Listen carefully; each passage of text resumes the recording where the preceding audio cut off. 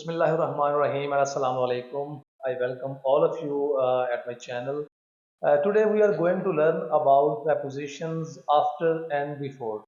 Mostly these two prepositions are used to describe about a time, later time or a time before happening of some certain type of action. Preposition after का लफ्ज़ी मतलब होता है किसी event के या किसी वक्त के बाद में, जबकि preposition before का लफ्ज़ी मतलब बनता है किसी भी एक्शन या इवेंट से पहले। ये दोनों prepositions मोस्टली कंसिडर की जाती हैं कि ये टाइम फ्रेम को बहुत ज़्यादा डिस्क्राइब करती हैं, लेकिन टाइम के साथ साथ happening of different type of events, उनका ऑर्डर, उनकी सीक्वेंस, तो इसकी इंफॉर्मेशन भी हमें preposition आफ्टर और preposition बिफोर के मानों में मिलती है। तो आज के लेक्चर में हम डिस्कस करेंगे कि preposition आफ्टर और preposition बिफोर को डिफरेंट सिनेरियोज में कैसे यूज किया जाता है। तो सबसे पहले हम preposition आफ्टर की बात करेंगे, बट उससे भी पहले हमें अगेन डेफिनेशन का पता होना चाहिए कि पार्ट ऑफ स्पीच में preposition का एक किरदार क्या होता है। preposition is used basically before a noun, एक नाम से पहले, अ प्रोनाउन, एक प्रोनाउन से पहले, like he, she, it, they, you, I, am, इस तरह के प्रोनाउन से पहले भी यूज की जाती है, या फिर किसी नाउन फ्रेज से पहले भी यूज की जाती है। और ये एक सेंटेंस में मुख्तलिफ नाउन्स जो हम इस्तेमाल करते हैं उनके आपस में रिलेशनशिप को डिस्क्राइब करती है। बिल्कुल उसी तरह से preposition आफ्टर जो है वो भी हमें नाउन्स या डिफरेंट टाइप ऑफ एक्शंस या डिफरेंट सीक्वेंस और ऑर्डर्स ऑफ एक्शंस के बारे में हमें बताएगी। अब चूंकि आफ्टर का लफ्जी मतलब होता है के बाद में, इट मीन्स कि आपको एक सर्टन सॉर्ट ऑफ टाइम का पता होगा कि उस टाइम के बाद में एक एक्शन हुआ है, या अगर हम एक ऑर्डर या सीक्वेंस की बात करते हैं तो उसमें हमें ये इंफॉर्मेशन मिलेगी कि एक इवेंट जो है वो दूसरे इवेंट के बाद में हुआ है। इस तरह से हमें एक रिलेशनशिप की जो एक डिस्क्रिप्शन है, आपस में मैचिंग है, वो नजर आती है। So in the first scenario we will describe preposition after to describe that and the happening of an action is done after a certain period of time, or happening of an event is done after the other events. For example, we have a sentence that she left her office after the meeting. She left her office, वो अपने office से चली गई, after the meeting, meeting के बाद। Now meeting is a certain name of a gathering, की एक खास काम के लिए एक मीटिंग बुलाई जाती है। तो उसके बाद में वो चली गई। तो इस सेंटेंस में भी देखें कि जो हैपनिंग ऑफ एन एक्शन है कि उसका चले जाना, it is done after a certain sort of event, meeting के बाद। We take another example that his name came after mine in the list, कि उसका नाम मेरे नाम के बाद आया लिस्ट में, उस फहरिस्त में। अब एक फहरिस्त जो जारी की जाती है उसमें टॉप टू बॉटम एक नेम्स लिखे होते हैं, तो नेम्स में एक नेम ऊपर आ रहा है, एक नेम उसके बाद में आ रहा है। सो आफ्टर माइन से मुराद ये है कि मेरा नाम पहले लिखा हुआ था और उस सर्टन पर्सन का जो नेम था वो मेरे नेम के बाद में लिखा था, मतलब उसके नीचे लिखा हुआ था। सो यहाँ पर हमें एक ऑर्डर या सीक्वेंस का पता चलता है कि एक सीक्वेंस में, एक अरेंजमेंट में, चाहे वो नेम्स की है, चाहे वो डिफरेंट टाइप ऑफ थिंग्स की है, वो डिफरेंट टाइप ऑफ गुड्स की है, मटेरियल्स की है, तो उसमें चाहे वो नाम है, चाहे वो कोई चीज है, उसकी जो अरेंजमेंट है या जो उसका ऑर्डर है वो एक दूसरी चीज के कंपैरेटिवली बाद में रखा गया है। सो preposition आफ्टर की मदद से हमें एक कंपैरिजन का भी पता चलता है। दो एक्शंस हो रहे हैं, उसमें एक एक्शन दूसरे एक्शन के बाद में हुआ with the help of preposition after. अगर हम एक ऑर्डर की बात कर रहे हैं, एक तरतीब की बात कर रहे हैं, उसमें एक चीज, एक नाम या एक पर्सन या किसी भी प्लेस का जो मुकाम है, प्लेस है, उसे कंपैरेटिवली किसी दूसरी चीज की निस्बत बाद में रखा गया है, तो उसकी सीक्वेंस का पता भी हमें preposition आफ्टर की मदद से चलता है। We have another example that let us play cricket after 5 PM, कि आओ 5 बजे के बाद क्रिकेट खेलें। अब इस एग्जांपल में टाइम फ्रेम का जिक्र किया गया है 5 बजे। पीएम से मुराद ये है post meridiem, in the evening की बात हो रही है, शाम के 5 बजे। अब इस सेंटेंस में एक टाइम का रेफरेंस दिया गया है और उससे पहले एक preposition आफ्टर लगा दी गई है, और उस टाइम फ्रेम का जो रिलेशन है वो बाकी सेंटेंस के साथ जोड़ दिया गया है कि वो एक सर्टन टाइप ऑफ एक्शन जो है वो इस टाइम पीरियड के बाद, आफ्टर बता रही है कि उसके बाद में होना है। We can take another example. We shall leave after the lunch. We shall leave, हम चले जाएंगे, आफ्टर के बाद में, and lunch means दोपहर का खाना, कि दोपहर का खाना खाने के बाद हम चले जाएंगे। अब यहाँ पर जो एक certain name of the meal हम यूज कर रहे हैं, लंच, उसका बाकी सेंटेंस के साथ क्या रिलेशन है, तो प्रेपोजिशन आफ्टर हमें ये बताती है कि खाना खाने के बाद वो जो एक्शन है जो सेंटेंस के पहले हिस्से में बताया गया है वो एक्शन जो है वो लंच करने के बाद में होना है। तो किसी भी सेंटेंस में अगर हम प्रेपोजिशंस को रिमूव कर देते हैं तो जिन नेम से पहले वो प्रेपोजिशन यूज की जा रही होती है उन नेम्स का जो रिलेशन होता है वो बाकी सेंटेंस के साथ टूट जाता है। I went home after an hour, मैं 1 घंटे के बाद घर चला गया। I went home, this is a simple and independent sentence, मैं घर चला गया। Then comes preposition after and then comes a time frame an hour, एक सर्टन पीरियड ऑफ टाइम के बाद मैं घर चला गया। अब उस सर्टन टाइम का बाकी हिस्से के साथ क्या रिलेशन है, प्रेपोजिशन आफ्टर हमें ये बताती है कि इस सेंटेंस में जो एन आवर का रेफरेंस दिया गया है वो इसलिए दिया गया है कि वो जो एक्शन है वो इस टाइम के बाद होना है। समटाइम्स हम घड़ी से टाइम देख के बता रहे होते हैं।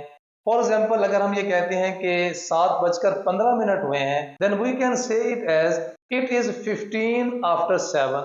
15 आफ्टर 7 मीन्स कि 7 बजकर जो मिनट्स वाली सुई है या नीडल है वो 15 मिनट क्रॉस कर चुकी है कि 7:15 हो गए हैं, इट इज 15 आफ्टर 7। तो पहले सिनेरियो में हमने ये देखा that a certain type of action will be completed after a certain period of time, or we can say after a certain type of events. In the second scenario we will describe that a certain type of action is going on repeatedly, continuously, और हर आने वाले घंटे के साथ हर आने वाले time frame के बाद भी वो जो है वो रिपीट हो रहा है। For example we can say that the weather is changing day after day, कि हर गुजरते दिन के साथ साथ जो मौसम है वो बदल रहा है। नाउ डे आफ्टर डे हमने एक फ्रेज यूज की, इसका मतलब क्या है कि हर दिन के बाद मौसम के अंदर एक बदलाव आता है, फिर एक दिन गुजरता है फिर बदलाव आता है। So this is actually a repetition of action after passing each day. So यहाँ पर एक रेपिटेशन आ रही है, हर गुजरते दिन के बाद एक सेम सिनेरियो क्रिएट हो रहा है। सो हम यहाँ पर भी प्रेपोजिशन आफ्टर का इस्तेमाल कर रहे हैं और यहाँ पर भी हमें प्रेपोजिशन आफ्टर का मतलब यही मिल रहा है कि हर दिन के बाद मौसम की तब्दीली आ रही है, फिर उस दिन के बाद अगेन तब्दीली आ रही है। हम एक और एग्जांपल से इस सिनेरियो को मजीद सिंप्लीफाई करते हैं। I have told you, I have advised you time after time to avoid telling a lie, कि मैंने आपको वक्तन फवक्तन इस बारे में नसीहत की है या आपको बताया है कि आप झूठ बोलने से परहेज करें। नाउ टाइम आफ्टर टाइम से मुराद कि जब भी मैंने ये नोट किया कि आपने झूठ बोला हो तो मैंने आपको उससे मना किया है।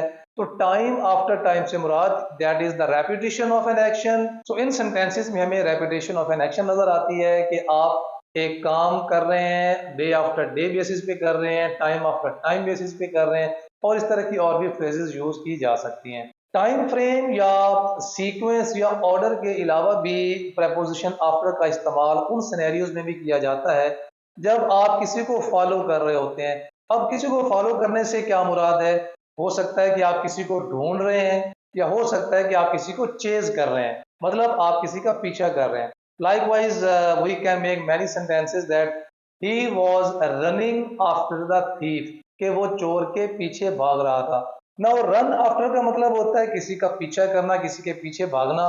तो इस सिनेरियो में भी हम लोग प्रेपोजिशन आफ्टर का इस्तेमाल करते हैं। We can say that police is after the culprit, कि जो पुलिस है वो मुलजिम के पीछे है। It means they are searching for the culprit. तो आप अगर किसी को ढूंढ रहे हो, किसी का पीछा कर रहे हो, किसी को चेज कर रहे हो, then we use preposition after. Likewise we can say that he is after the job in this city, कि वो इस शहर में एक जॉब के पीछे है। जॉब के पीछे मतलब ही इज फाइंडिंग और he is searching for the job, कि वो एक चीज को ढूंढने के लिए जो है वो एफर्ट कर रहा है। So searching for to finding something, किसी का पीछा करना, किसी को चेज करना, चाहे वो आपका मकसद है चाहे वो कोई पर्सन है, वो use preposition after with certain action verbs to find something और टू लुक फॉर समथिंग। हम लोग प्रेपोजिशन आफ्टर का इस्तेमाल उस सूरत में भी करते हैं जब आपको एक खास रिजल्ट मिल गया हो या आप एक खास कंक्लूजन या रिजल्ट के बाद कोई एक्शन लेना चाह रहे हो। For example we can say that I shall not forgive you after what you have done to me, कि आपने जो मेरे साथ कर दिया है उसके बाद मैं आपको माफ नहीं करूंगा। सो एक रिजल्ट के तौर पे, एक वजह के तौर पे, एक कंक्लूजन निकालने के बाद, तो अभी भी हम वर्ड क्या यूज कर रहे हैं, उसके बाद फिर आप एक स्टेटमेंट देते हैं। सो एक रिजल्ट के बाद आप जो भी स्टेटमेंट देते हैं या जो भी एक्शन टेक प्लेस होता है, सो इट इज कंप्लीटेड और it is done by the help of using preposition after. We can also say that it is totally cold inside the house after the scorching heat outside. कि बाहर बहुत ज्यादा गर्मी के बाद घर में अब जो है वो टेम्परेचर गिर चुका है या ठंडक पैदा हो चुकी है। सो इस तरह के सेंटेंसेस जिनमें एक इवेंट के बाद दूसरा इवेंट हो रहा है या एक इवेंट मुकम्मल हो चुका है और उसके रिजल्ट की वजह से एक और इवेंट हुआ है, so this is all done by using preposition after के बाद में।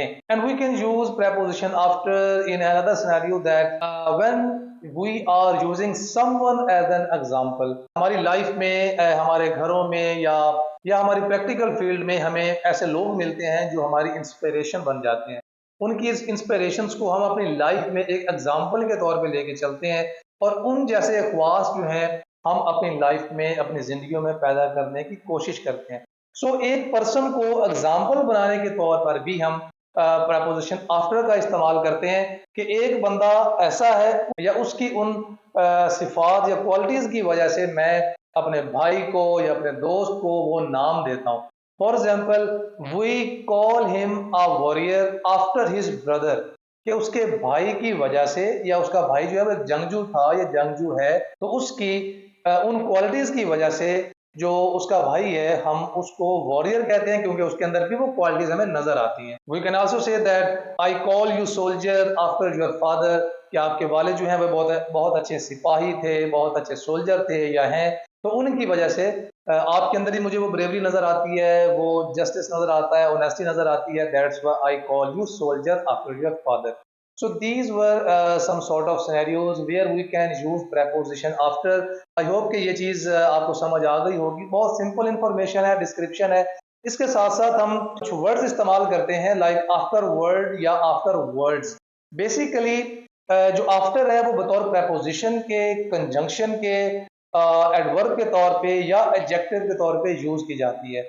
लेकिन जो वर्ड्स हैं आफ्टर वर्ड या आफ्टर वर्ड्स, ये जस्ट एडवर्ब के तौर पे एक सेंटेंस में यूज किए जाते हैं। तो अगर हम सिंपलीफाई करें तो आफ्टर जो है वो हमेशा एक नाउन से पहले यूज की जाती है, जबकि आफ्टर वर्ड या आफ्टर वर्ड्स को किसी नाउन से पहले यूज करने की कोई जरूरत नहीं होती, because they only describe the action, एक एडवर्ब का काम करते हैं। और आफ्टर वर्ड या आफ्टर वर्ड्स के मीनिंग्स भी सेम होते हैं, इनके मीनिंग्स में कोई डिफरेंस नहीं होता। डिफरेंस सिर्फ और सिर्फ ये है कि ब्रिटिश एक्सेंट में या ब्रिटिश इंग्लिश में आफ्टर वर्ड्स का इस्तेमाल बहुत ज्यादा कॉमन होता है, जबकि जो अमेरिकन इंग्लिश है उसमें आफ्टर वर्ड को कॉमनली जो है वो बोला जाता है, लेकिन दोनों के जो मीनिंग्स हैं वो सिमिलर होते हैं।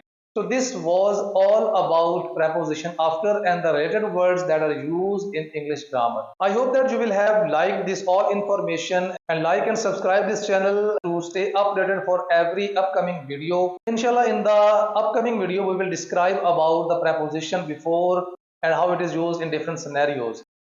Till then अपना बहुत ज़्यादा ख्याल रखिएगा। Thank you so much and Allah Hafiz.